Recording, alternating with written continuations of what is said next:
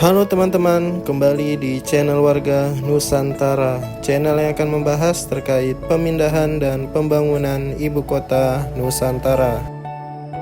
Kali ini kembali saya mengajak teman-teman semua untuk melihat perkembangan terkini yang ada di sekitar kawasan ibu kota Nusantara. Baik teman-teman, kita mulai dari proyek pembangunan Jalan 6C.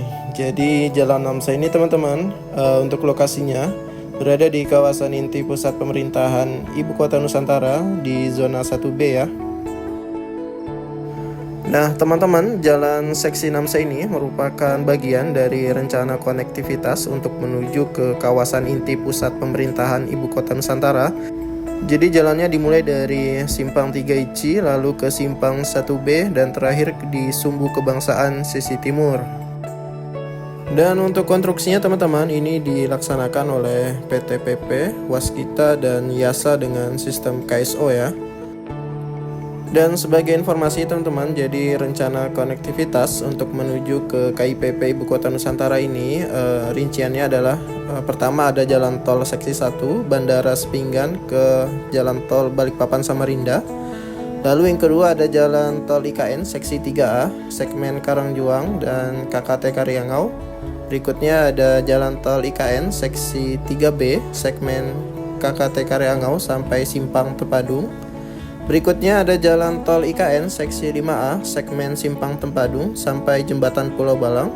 Berikutnya jalan bebas hambatan seksi 5B segmen Jembatan Pulau Balang sampai Riko.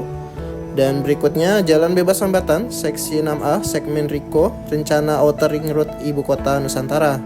Dan berikutnya ada jalan bebas hambatan seksi 6B rencana Outer Ring Road Simpang 3 ICI. Dan berikutnya adalah yang ini ya teman-teman, jalan seksi 6C dari Simpang 3 ICI lalu ke Simpang 1B dan terakhir ke Sumbu Kebangsaan sisi timur. Lalu informasi teman-teman dari Kementerian Pekerjaan Umum dan Perumahan Rakyat atau PUPR ini menargetkan jalan tol akses menuju Ibu Kota Nusantara mulai dapat dilalui secara fungsional pada bulan Juni tahun 2024.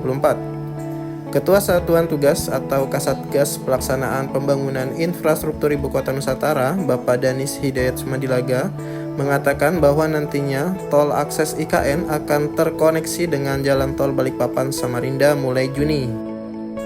Nantinya jalan tol akses IKN dapat memangkas waktu perjalanan dari Balikpapan menuju Ibu Kota Nusantara dari 2 jam menjadi 60 menit saja. Oleh karena itu, saat ini PUPR terus mengebut perampungan proyek tersebut. Dan untuk progresnya teman-teman, untuk bulan Maret kemarin itu sudah mencapai lebih dari 70% ya. Perinciannya jalan tol IKN segmen Karangjoang sampai KKT Karyangau atau tol 3A itu progresnya sudah mencapai 71,90%. Kemudian progres konstruksi jalan tol IKN segmen KKT Karyangau sampai Simpang Tepadung atau tol 3B itu sebesar 74,67%. Sementara itu, progres jalan tol IKN segmen Simpang Tempadung sampai Jembatan Pulau Balang atau seksi 5A sudah mencapai 60,23%, lebih cepat 0,7% dari target yang ditetapkan sebesar 59,35%.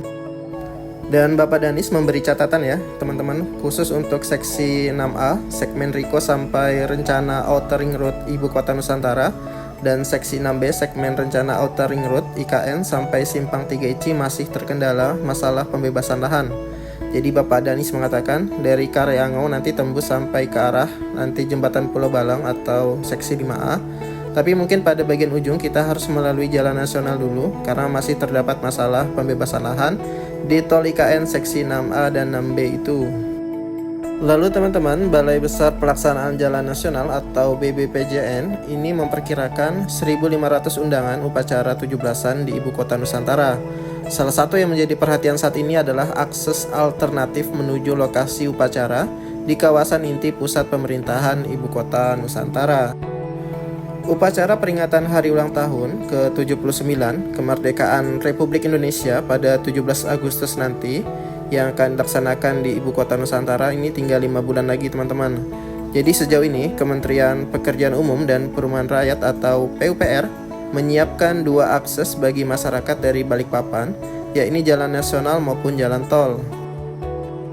Menurut Kepala Balai Besar Pelaksanaan Jalan Nasional Kalimantan Timur, Bapak Reza Setiawan mengatakan, berkaca jumlah undangan itu, akses akan penuh sesak. Jadi Kementerian PUPR menyiapkan 2 alternatif jalan yang bisa digunakan bagi undangan dan masyarakat. Beliau mengatakan, jadi tidak hanya lewat jalan tol, tetapi ada banyak yang melalui jalan Sepaku Semoy. Dan bagi pengguna jalan tol, menurut Bapak Reza, jadi mulai seksi 3A, lalu 3B dan 5A tol IKN. Ruas jalan bebas hambatan itu dimulai dari Jalan Nasional di kilometer 13 Jalan Soekarno-Hatta sampai Balikpapan Utara. Kemudian masuk ke tol IKN seksi 3A segmen Karangjoang sampai KKT Kariangau itu sepanjang 13,4 km. Lalu masuk seksi 3B segmen KKT Kariangau sampai Simpang Tempadung itu sepanjang 7,3 km. Dan berakhir di seksi 5A segmen Simpang Tempadung sampai Jembatan Pulau Balang dengan panjang 6,6 km. Jadi dari jalan tol Ibu Kota Nusantara, pengguna jalan kemudian masuk ke bentang panjang dan bentang pendek Jembatan Pulau Balang sebelum masuk ke jalan nasional di wilayah Kabupaten Penajam Pasir Utara. Sampai di lokasi, masyarakat bisa menggunakan seksi 5B segmen Jembatan Pulau Balang sampai Riko itu sepanjang 13,2 km yang berada di Kecamatan Penajam menuju KIPP Ibu Kota Nusantara. Adapun bagi yang menggunakan jalan nasional Sepaku Semoy telah disiapkan akses bypass Pasar Sepaku yang berada di Desa Sukaraja, Kecamatan Sepaku. Pembangunan jalan baru sepanjang 1,2 km. Bypass Pasar Sepaku ini menjadi shortcut atau jalan pintas, sehingga masyarakat tidak melalui jalan yang berada pasar lagi.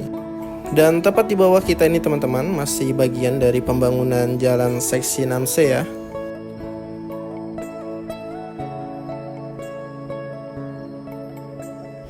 Nah itu dia teman-teman, sekilas informasi terkait pembangunan jalan tol dan jalan bebas hambatan untuk menuju ke kawasan Ibu Kota Nusantara. Dan saya rasa mungkin videonya cukup sampai di sini. Saya ucapkan terima kasih yang banyak bagi teman-teman yang sudah menonton video ini sampai dengan selesai. Dan tak lupa saya mengajak teman-teman semua untuk selalu mendoakan agar pemindahan dan pembangunan Ibu Kota Nusantara ini dapat diberikan kelancaran agar nantinya dapat selesai tepat pada waktunya. Terus dukung channel Warga Nusantara dengan cara like, komen, dan subscribe.